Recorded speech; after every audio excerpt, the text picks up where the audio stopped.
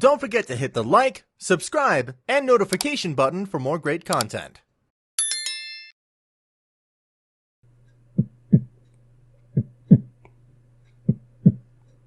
That's the sound your heart is supposed to make, in the right tempo. You're not supposed to hear your heart beat on a day-to-day basis. Animals, however, have a knack for hearing a person's heartbeat. How do they feel? Are they anxious, scared, sad? Are you guilty? It's almost like animals are psychics. Amazing, Teresa practically yelled into my ear. The circus tent had erupted into layers of applause as the lion had somehow figured out the name of a woman's first love. Are you watching? I nodded at my sister-in-law, if we might still call ourselves that after my husband died. She felt like we needed a day out, so of course we went to the carnival that was in town. It might be suspicious if I didn't go, and worse, it might open myself to further time needing to be spent. My deceased husband's family was the kind sort. They'd invite themselves into situations they felt their help was needed.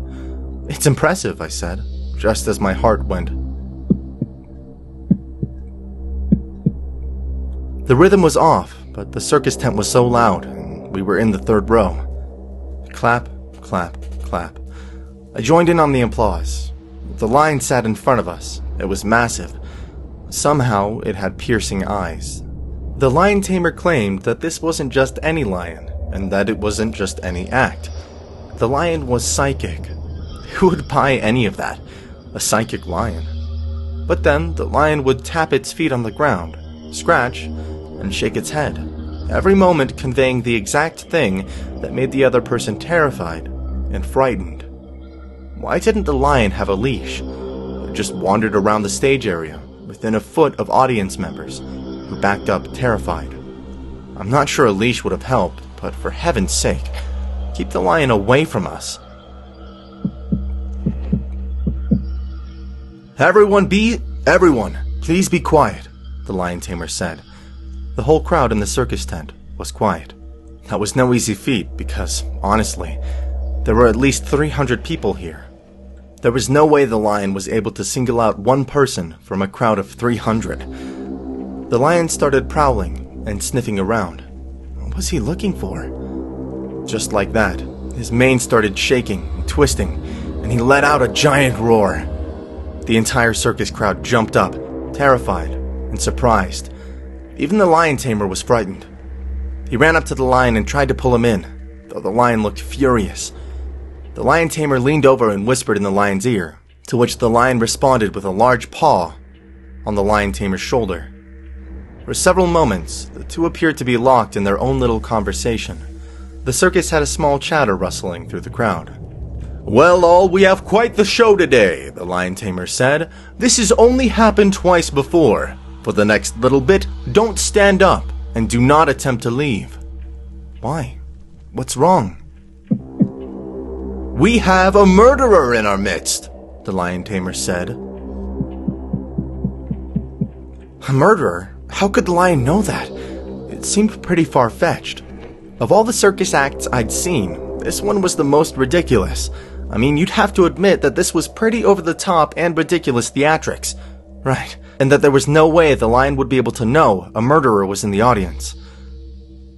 Yet, the lion prowled around the circus tent, just as if he knew something we all didn't.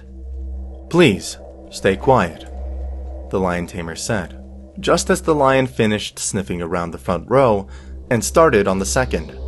How was the lion allowed to walk through the audience like this? No one dared get up, for fear that the lion would prowl and jump right onto them. Everything was tense.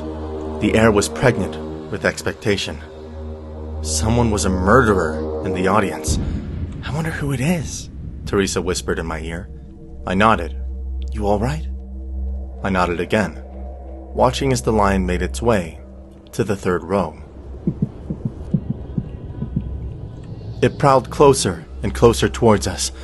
Teresa was watching in anticipation as the lion got closer and closer to us. She reached over and took my hand. "It's huge," she said. All I noticed were the eyes, which scanned everyone, as it prowled closer and closer, and eventually, the lion roared right in front of a man sitting about 10 people away from us. I let out a giant sigh of relief as police came out and took the man, kicking and screaming, out of the circus tent. The lion came back to the lion tamer, and there was a giant round of applause. The lion took a bow, and I started to wonder if I was worried for nothing. I mean, was I worried for nothing? My heart slowly went back down to a normal tempo. It was like I was in a haze. Long after the show was over, I stayed, sitting in my seat. I just couldn't figure it out. Why weren't my legs moving? It must have been 20 minutes after the show, and I was the only one left in the circus tent. Even Teresa said she needed to go to the bathroom, so she'd meet with me outside.